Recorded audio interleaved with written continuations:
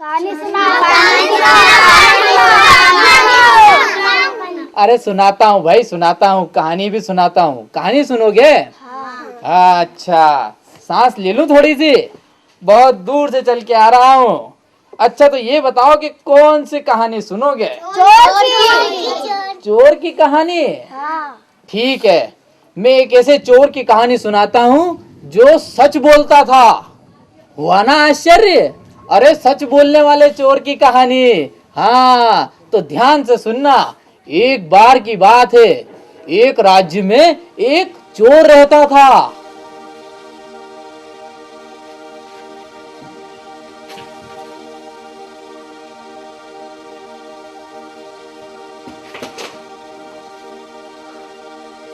चोरी करने में भी 100 विपत्तियां है। पग पग पर संकट, पकड़े जाने पर दंड का भय। पर क्या करें, नियति ने मेरे भाग्य में यही कर्म लिखा है, यही सही है। तो साहस धरूं और अपना कर्म करूं।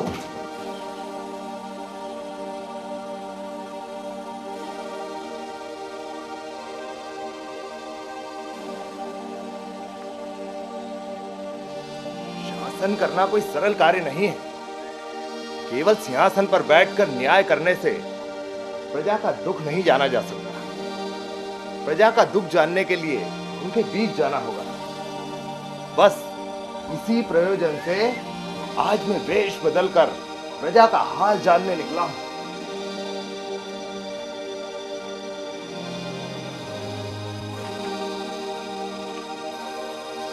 कौन हो तुम? यही प्रश्न मैं तुमसे करना चाहता हूं। तुम कौन हो? मैं एक चोर हूं। चोरी के प्रयोजन से राजमहल जा रहा हूं। तुम कौन हो?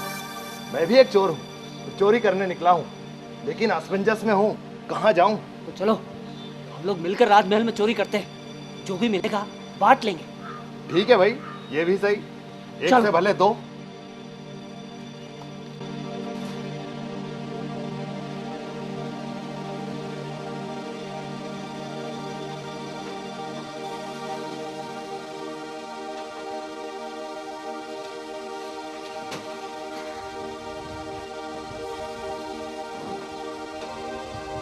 लो चोर महाराज, आ गया राजमहल।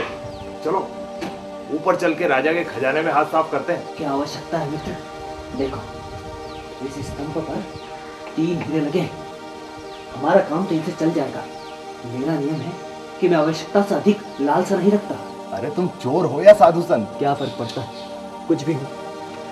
बस मुनि श्री के आशीर्वाद से कुछ नियमों का पालन कर लेता हूँ। मुनिश्री? हाँ, एक बार जब मैं चोरी करके भाग रहा था, मेरे पीछे सिपाही पड़े थे। मैं बचते बचते जंगल में जा पहुंचा। वहाँ एक मुनि तपस्या कर रहे थे। मेरे मन को असीम शांति मिली। मुझे मुनि श्री के उपदेशों का धर्म लाभ मिला। तभी मैंने प्रण किया कि कभी भी असत्य वचन नहीं कहूँगा। तुम चोर हो, सत्य बोलने का परिणाम जानते हो? कर्म करना हमारा कर्तव्य है, परिणाम तो विधि के हाथ में। वाह चोर महाराज, आज आपके उपदेशों से मुझे धर्म लाभ प्राप्त हुआ। क्यों उपहास कर रहे हो मित्र? आओ चोरी कर कार्य समाप्त करें। जो आज्ञा चोर महाराज। एक काम करो, तुम चलकर चोरी कर लो। नहीं नहीं, मैं अभी नया हूं, तुम ही चल के निकाल लो। ठीक है।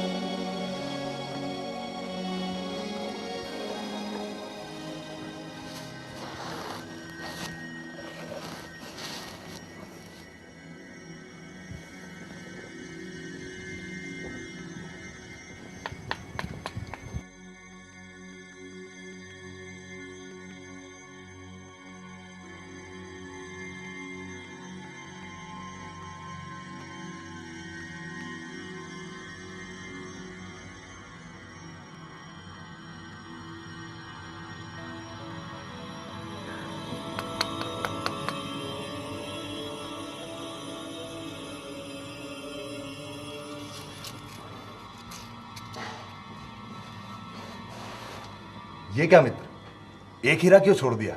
इसे भी निकाल लेते। 3 रत्न निकालने पे उसे बांटने में समस्या होती। और ये वैसे भी एक रत्न हम दोनों के लिए पर्याप्त है। अधिक की लालसा करके क्या करना है? जब आवश्यकता होगी तब चुरा लेंगे। वाह भाई वाह, कितने ईमानदार चोर हो। तुमसे ईमानदार चोर मैंने अपने जीवन में पहले कभी नहीं देखा। अब चलो मित्र, भोर होने वाली है। ये लो अपना हिस्सा।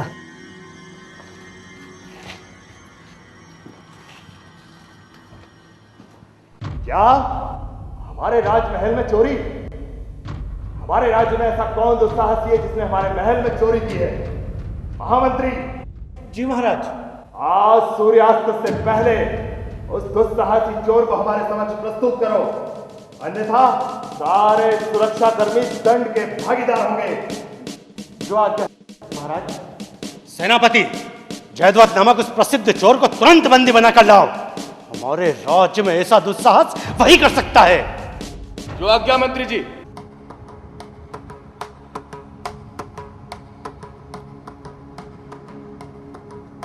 कल रात के चोरी किए हीरे से आज का सौदा तो खरीद लेता हूँ। कल की कल देखें। क्या कह रहे हो भाई, राजमहल में चोरी? हाँ भाई, महाराज बड़े क्रोधित हो रहे थे।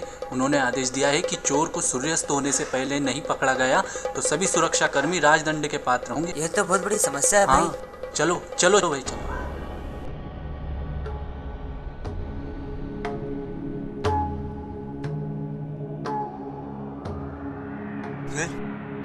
फिर क्या मंत्री जी ने तुरंत जयध्वज को पकड़ने का आदेश दिया है? कौन जयध्वज?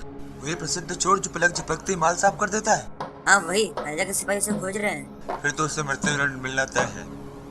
राजमहल में चोरी बहुत बड़ी बात होती है भैया।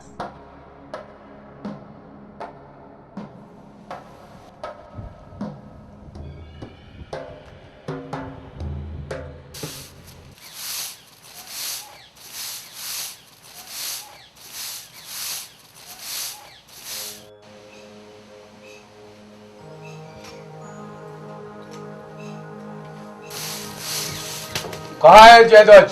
जी वो बाजार है। क्यों? कल इन्होंने राजमहल में एक रत्न की चोरी की है, वो उसे बेचने गए। आप यहाँ विश्राम कीजिए, वो आते ही होंगे। जब तक मैं आपके जलपान की व्यवस्था करती हूँ। कैसी स्त्री हो तुम? हम तुम्हारे पति को पकड़ने आए हैं और तुम सत्य वचन के हमें विश्राम करने का कहती हो? जी मैं और मेरे पति ने सत्य वचन कहने का नियम लिया है। वो देखिए मेरे पति आ गए। नमस्ते सेनापति जी।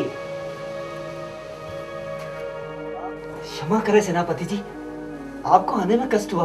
अब चलिए मैं प्रस्तुत हूँ।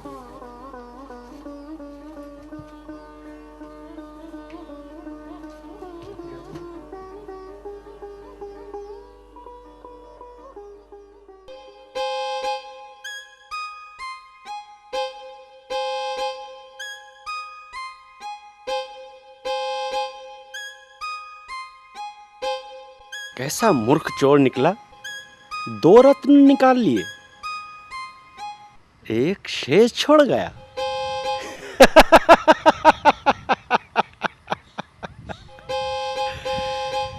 शायद मेरे लिए उपहार स्वरूप छोड़कर गया है।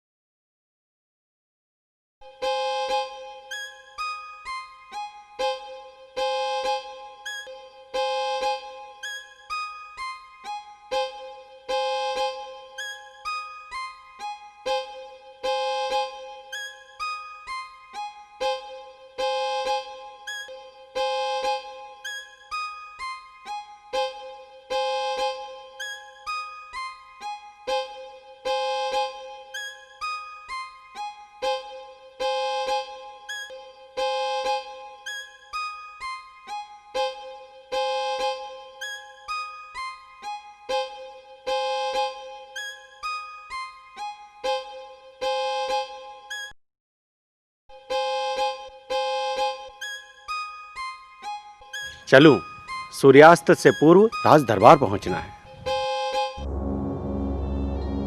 तुम्हें अपना अपराध स्वीकार है जयध्वज? हाँ महाराज, मैंने ये राजमहल में से 2 रत्नों की चोरी की थी। 2 रत्न? तूने 3 रत्न चुराए हैं। नहीं महाराज, चोर अवश्य हूं, फिर तो अपनी आवश्यकताओं के अनुरूप ही चोरी करता हूँ। महाराज, उस रात चोरी में मेरे साथ एक चोर और था। मैंने 2 रत्नों में से एक रत्न उसे दे दिया था। कहाँ है वो दूसरा चोर? मैं नहीं जानता महाराज, वो तो अपना हिस्सा लेकर चला गया। महाराज आप इसकी बातों पर विश्वास ना करें। ये मनगढ़ंत कहानियां बनाकर हम लोगों को बहला रहा है।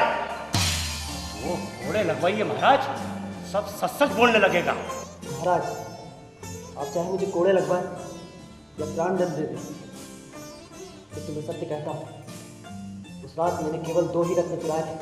उनमें से एक रत्न मेरे पास है। ये रहा वो रत्न।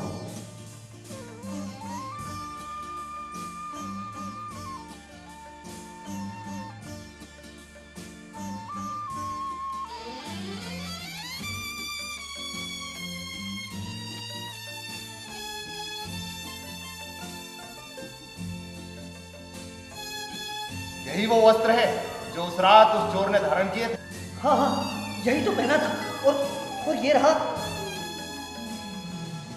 वो दूसरा रत्न जो मैंने चुराया था। ये रहा। ये चोर कभी असत्य वचन नहीं कहता। इसके साहस, वीरता और ईमानदारी का मैं स्वयं साक्षी हूं।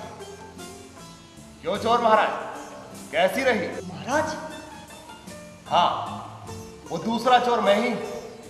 अपनी प्रजा का हाल जानने मैं ही छद्मवेश में निकला था।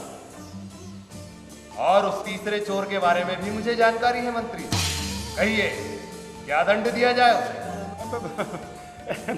महाराज वो मूर्ख है, अधर्मी महाराज, उसे क्षमा कर दीजिए महाराज। तो ठीक है मंत्री जी, आज से मैं तुम्हें मंत्री पद से मुक्त करता हूँ। महाराज तुम जैसे लोभी, लंपट और लालची लोगों की हमारे राज्य में कतई जरूरत नहीं है। हमारे राज्य को जरूरत है जयध्वज जैसे ईमानदार, निष्ठावान और सत्यवान लोगों की। जयध्वज, आज से मैं तुम्हें अपना मंत्री नियुक्त करता हूं। इस प्रकार राजा ने चोर को मंत्री बना दिया। समझ में आई इस कहानी से हमें क्या शिक्षा मिलती है? नहीं पता लगा? अरे इस कहानी से हमें ये शिक्षा मिलती है कि आदमी को जीवन में हमेशा सच बोलना चाहिए।